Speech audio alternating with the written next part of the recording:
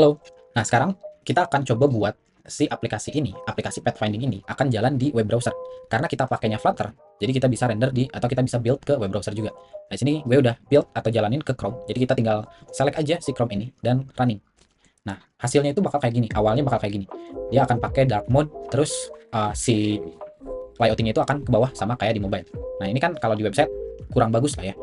Karena si layarnya lebih gede, jadi kita bisa harusnya kanan kiri gitu. Nah, di sini kita akan coba buat uh, lebih bagus, lebih responsif untuk di website. Pertama kita akan ubah dulu theme mode-nya, kita akan ambil aja theme mode.light, jadi nggak akan pakai dark theme karena belum optimize buat dark theme. Nah, di sini udah ada ya, jadi kita akan pakainya light theme dulu. Nah, di sini di home provider, bukan home provider, di sini homepage. Nah, di homepage kita akan bermain di scaffold ini. Nah, ini scaffold ini kita render di dalam kolom, yang mana cuman optimize buat di halaman mobile. Nah, untuk halaman website yang lebih gede, kita perlu detect dulu. Nah, jadi kita akan tambahkan dulu utility untuk ngecek si ukuran layar ya. Nah, di sini di app utils kita akan tambahkan kayak gini. Jadi kita akan cek apakah di mobile. Nah, di mobile ini kalau misalkan width-nya kurang dari 720, nah dia akan terhitung sebagai mobile UI. Kalau di atas 720 tapi kurang dari 1240, dia itu di tablet. Tapi kalau lebih dari 1240, 1024, ya dia akan dikategorikan sebagai tablet, sebagai desktop kayak gini. Jadi simpel aja untuk ngecek ukuran layarnya aja kayak gini. Jadi untuk responsifnya kita akan menggunakan pengecekan is mobile, is tablet, is desktop kayak gini. Di sini kita tinggal atur aja if else. If app utils is mobile, ya kita akan tampilkan UI yang ini. Kalau else berarti kalau dia ada di kalau dia ada di yang lain, di tablet atau di desktop, kita akan return scaffold juga. Nah, di sini kita scaffoldnya itu kan awalnya ada ini ya, pathfinding itu ada di atas, kita akan pindahkan ke bawah. Udah ada di sini ada pathfinding, jadi sekarang kita nggak akan tampilkan app bar. Jadi kita akan langsung aja scaffold. Di sini kita akan langsung aja body. Nah, bodinya itu padding, fonts, add insert all 32. Terus children-nya row, karena kita akan menampilkan kiri kanan. Nah, kiri kanannya apa? Kita akan tampilkan kiri kanannya ini, nodeboard dan node widget. Children-nya nodeboard dan node widget. Nah, si nodeboard ini nih kita akan set sebagai fleksibel. Fleksibelnya berapa? Kita akan coba fleksibel, bukan flex. Flexnya 2. Nah, si node menu in action juga kita akan set sebagai fleksibel. Tapi flexnya cuma 1. Kayak gini. Dan udah, itu aja.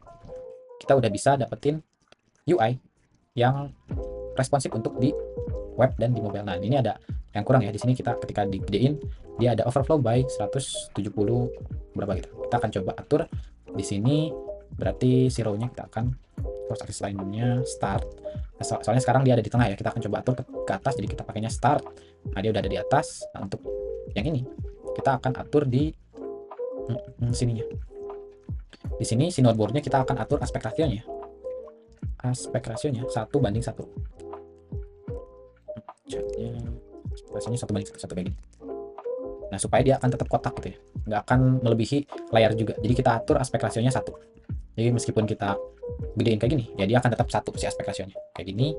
Nah, di sini masih ada white space-nya itu di ujung ya. Nggak bagus. Nah, kita akan atur aja si main axis alignment-nya. Axis alignment center. Nah, dia akan ada di tengah. Nah, akan ada di tengah. Jadi udah lebih responsif ya. Jadi untuk responsif di responsif di desktopnya akan kayak gini, kiri kanan. Di sini kita bisa start visualize juga, masih jalan ya si logiknya masih jalan. Kita bisa start visualize. Nah, di sini ketika kita kita kecilin si Windows-nya. Nah, di sini dia berubah juga. Jadi UI mirip kayak di mobile. Jadi untuk di mobile kita udah bisa tampilin kayak gini, dan untuk di web kita tampilin kayak gini. Jadi lebih responsif ya. Untuk di web lebih bagus, nggak harus di scroll. Untuk di mobile web juga udah lebih bagus kayak gini. Untuk di mobile web ya dia akan mirip seperti aplikasi mobilenya. Algoritmanya masih bisa kayak gini. Kita coba star kayak gini misalkan.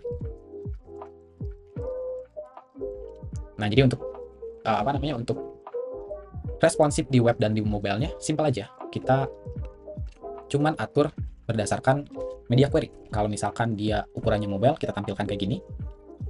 Kalau misalkan di web, kita tampilkan kayak gini. Kita tampilkan di dalam sebuah row. Kita tampilkan di dalam sebuah kolom yang bisa di scroll kalau di mobile. Dan ya, mungkin ini aja. Oh, dan ya mungkin terakhir, di sini gue udah ada webnya itu running ya, udah gue hosting di Vercel. Jadi kalau kalian pengen ngecek si websitenya, kalian bisa langsung aja ke sini, Pathfinding Visualizations dan di vercel.app. Ya mungkin kalian udah tahu, tapi ya gue mention di video ini supaya kalau misalkan kalian pengen nyoba, ya ini udah running di webnya. Jadi kalian bisa coba aja akses URL ini. Dan ya mungkin itu aja buat series atau playlist Pathfinding Visualizations. Jadi kita udah bisa buat aplikasi di mobile, kita udah bisa implement algoritma pathfinding. Ada 4, ada BFS, Dijkstra, Greedy, dan Star. Di sini kita bisa ngedrag untuk nampilin wallnya atau nge-seleksi wallnya.